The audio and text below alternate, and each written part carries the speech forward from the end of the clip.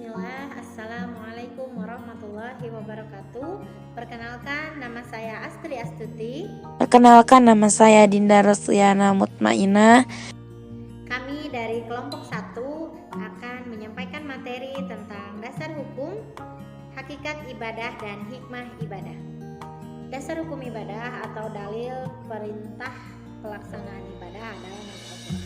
Dalam Al-Quran banyak ayat yang memerintahkan untuk beribadah kepada Allah Subhanahu wa taala.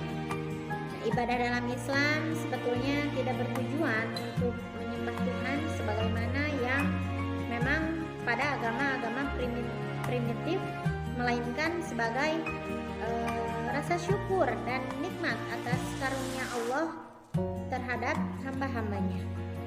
Adapun ayat-ayat yang memerintahkan untuk senantiasa beribadah kepada Allah adalah Quran surat Yasin ayat 60, Quran surat Az-Zariyat ayat 56, Quran surat An-Nahl ayat 36, Quran surat Al-Anbiya ayat 25 serta ayat 92. Diutusnya para rasul adalah untuk menyampaikan syariat dan kewajiban yang telah ditetapkan oleh Allah Subhanahu wa taala kepada umat manusia, juga agar mengetahui kewajiban-kewajiban apa saja yang harus dilaksanakan serta dalam rangka mensyukuri nikmat yang telah Allah anugerahkan kepada kita. Nah, hukum-hukum ibadah. Nah, seperti yang kita ketahui bahwa ibadah adalah segala sesuatu yang diperintahkan oleh Allah Subhanahu wa taala. Hukum melaksanakan ibadah itu ada 5. Yang pertama ada wajib. Wajib adalah perintah yang apabila dikerjakan akan mendapat pahala dan apabila ditinggalkan maka akan berdosa. Contohnya seperti sholat, puasa, haji, dan sebagainya. Yang kedua ada sunat, yang apabila perintah Allah ketika kita mengerjakan akan mendapat pahala dan apabila kita tinggalkan maka tidak apa-apa. Contohnya seperti itikaf, sedekah, puasa Senin Kamis, dan sebagainya.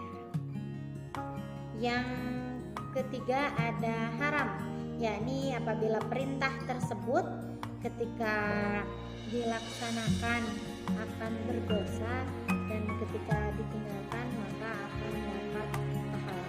Contohnya seperti zina, merampok, membunuh, dan sebagainya. Yang keempat ada makruh, yaitu suatu perintah yang apabila dikerjakan tidak apa-apa dan apabila ditinggalkan maka akan mendapat pahala. Contohnya seperti merokok, memakan bawang, jengkol, ketai, dan sebagainya. Yang kelima ada mubah, yakni boleh. Contohnya seperti makan, minum, memilih warna baju, tertawa, dan sebagainya. Ibadah juga ada 2, ya. Yang pertama yaitu ada ibadah pokok yang dalam kajian usul fikih itu dinamakan dengan hukum wajib. Nah, hukum wajib baik itu fardu ain atau wajib ain maupun wajib kifayah.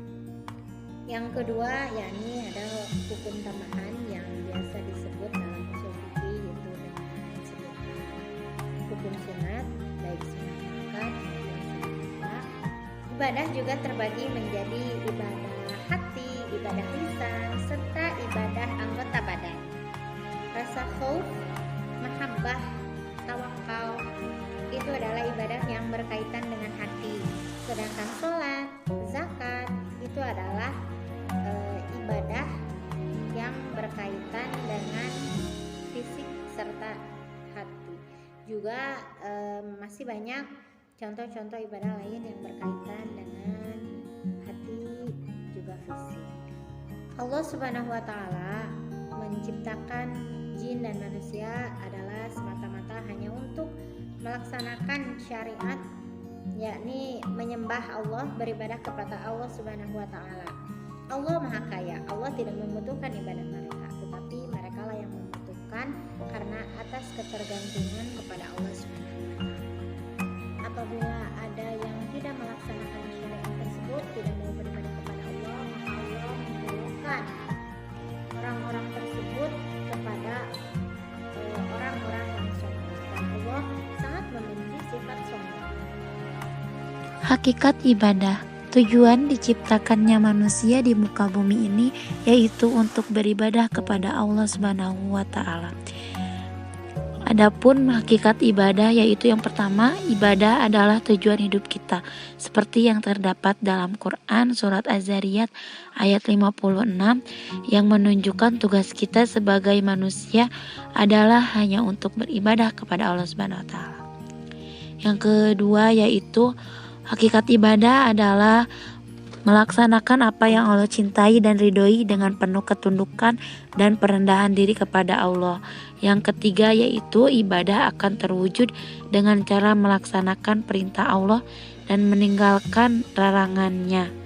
Yang keempat, ibadah sebagai cinta. Yang kelima yaitu jihad di jalan Allah Subhanahu wa Ta'ala, berusaha sekuat tenaga untuk meraih segala sesuatu yang dicintai Allah Subhanahu wa Ta'ala. Yang keenam yaitu takut, maksudnya tidak merasakan sedikit pun ketakutan kepada segala bentuk dan jenis makhluk melebihi ketakutannya kepada Allah Subhanahu wa Ta'ala. Hikmah ibadah. Ibadah adalah perkara yang wajib ditunaikan oleh seorang hamba Allah di dunia, baik yang wajib maupun yang sunnah. Sebab di dalamnya terdapat hikmah-hikmah yang semestinya diketahui oleh hambanya. Hikmah-hikmah tersebut sebagai berikut. 1. Tidak menyekutukan Allah Subhanahu wa Ta'ala. Seorang hamba yang sudah berketetapan hati untuk senantiasa beribadah menyembah kepadanya, maka ia harus meninggalkan segala bentuk syirik, baik itu syirik apapun yang bersifat menyekutukan Allah pasti akan ditinggalkannya. Yang kedua yaitu memiliki ketakwaan yang kuat. Ketakwaan yang dilandasi cinta timbul karena ibadah yang dilakukan manusia setelah merasakan kemurahan dan keindahan Allah Subhanahu wa Ta'ala. Setelah manusia melihat kemurahan dan keindahannya, muncullah dorongan untuk beribadah kepadanya. Sedangkan ketakwaan yang dilandasi rasa takut timbul karena manusia menjalankan ibadah dianggap sebagai suatu kewajiban, bukan sebagai kebutuhan. Ketika manusia menjalankan ibadah sebagai suatu kewajiban, ada kalanya muncul ketidakikhlasan terpaksa dan ketakutan balasan pelanggaran karena tidak menjalankan kewajiban. Senantiasa terhindar dari perbuatan maksiat juga. Yang ketiga yaitu memiliki jiwa sosial yang tinggi. Ibadah menjadikan seorang hamba menjadi lebih peka dengan keadaan lingkungan di sekitarnya, karena dia mendapat pengalaman langsung dari ibadah yang di sekitarnya. Yang keempat yaitu selalu berbagi dengan orang lain atau tidak kikir.